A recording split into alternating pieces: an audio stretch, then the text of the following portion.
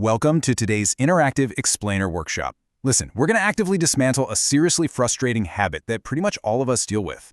I'm talking about that weird tendency to completely ruin our own progress right before we reach a goal.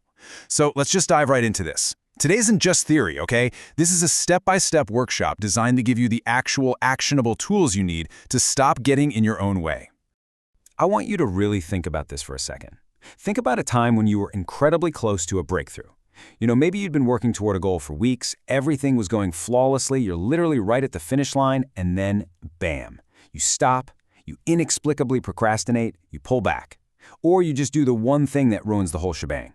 We so often write this off as bad luck, right? Or just laziness. But what if I told you it's actually neither of those things?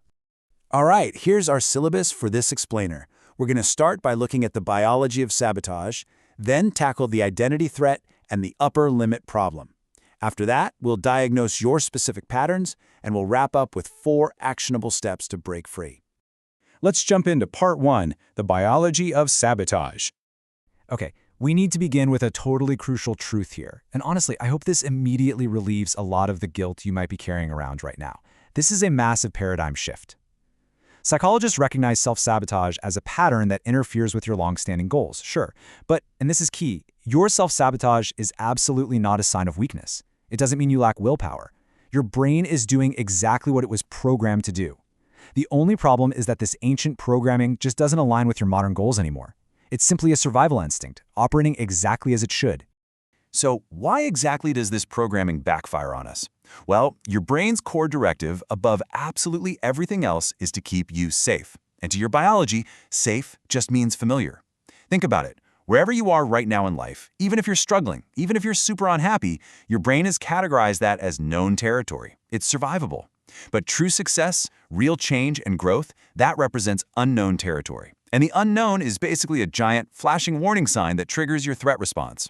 So the closer you get to a breakthrough, the louder your brain screams that you're in danger, and you naturally pull back to safety. Moving right along to part 2, the identity threat. Let's look at how this biological survival mechanism builds into something even deeper. Because self-sabotage isn't just about fearing the unknown. It's actually about an identity threat. You see, your brain essentially runs on an operating system built on stories. If your internal story is, say, I'm someone who always struggles with money, or I just never finish what I start, and then you suddenly start succeeding, well, you create cognitive dissonance. This is a severe psychological conflict between who you currently believe you are and who you are actively becoming. So how does your brain handle this massive internal conflict? It takes the path of least resistance. To resolve the dissonance, your brain actively pulls you back to who you were. And honestly, here is the scariest part about this. It doesn't actually feel like sabotage in the moment. It feels like this profound psychological relief. You're sabotaging yourself not to fail, but to find the comfort of returning to an identity your brain already recognizes. It literally feels like coming home. Which brings us to part 3, the upper limit problem. This leads us perfectly to a fascinating concept coined by author Gay Hendricks, and this is really the cornerstone of our workshop today. Hendricks calls this the upper limit problem. I want you to think of this exactly like the climate control system in your house. Every single one of us has an internal psychological thermostat, and it's permanently set to a highly specific level of happiness, success, and love that we unconsciously believe we deserve. The exact moment your life starts going too well and exceeds that level you think you deserve, that thermostat kicks in to cool things right back down. And how exactly does that thermostat cool things down? Well, through behaviors just like these. Let's say things are going absolutely great in your relationship, so you suddenly pick a fight. Or a big promotion is finally on the horizon, so you mysteriously miss a crucial deadline. Maybe momentum is really building in your career, so you start eating terribly, or sleeping poorly, or just isolating yourself. Guys, these aren't coincidences. These are the unconscious, sneaky ways we reset that thermostat back to our comfortable, familiar baseline. All right, let's get into part 4, diagnosing your patterns. Now it's time for the diagnostic portion of our workshop. I want you to really lean in here, because we're going to evaluate your own recent behavior. Treat this like your personal symptom checklist.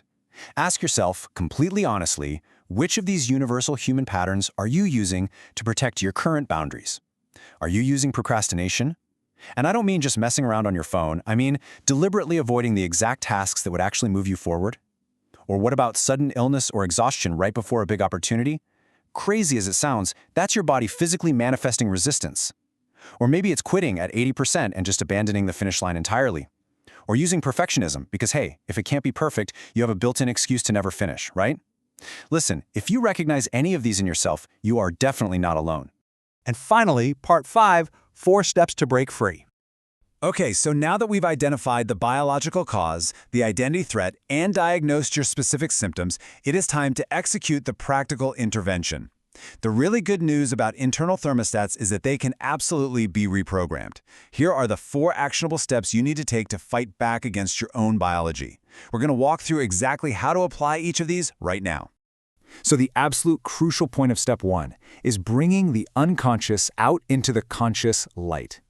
For this first exercise, I want you to literally write down the limit you place on yourself. Really ask yourself, what level of success do I truly, deep down, believe I deserve?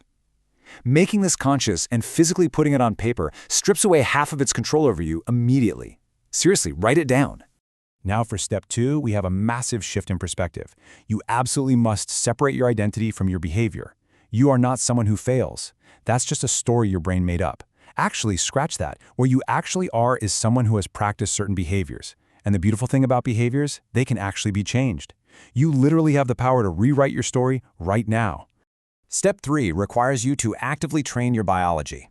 Every single time you push past your comfort zone and succeed, you need to acknowledge it loudly. Celebrate those small wins. By doing this, you are explicitly telling your brain, look, this is safe. We survived. This is still me. This is exactly how you slowly expand your upper limit without triggering that massive biological threat response. Ultimately, you have to remember that this entire incredibly frustrating process comes from a place of biological protection. Your brain is just trying to keep you safe because it loves you too much to let you risk the unknown. But here's the thing. Growth only lives in the unknown. And now that you actually understand the mechanics behind the curtain, you have the tools to consciously choose growth instead of just default safety. I'm going to leave you with the crucial 4th step of our workshop, framed as a question for you to take with you.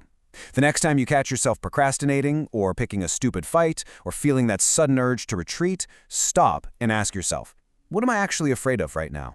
Is it success, judgment, losing people who only knew the old you? Name that underlying fear, feel it completely, and then make the conscious choice to step into the unknown anyway. You have the tools now. It's time to reset your thermostat.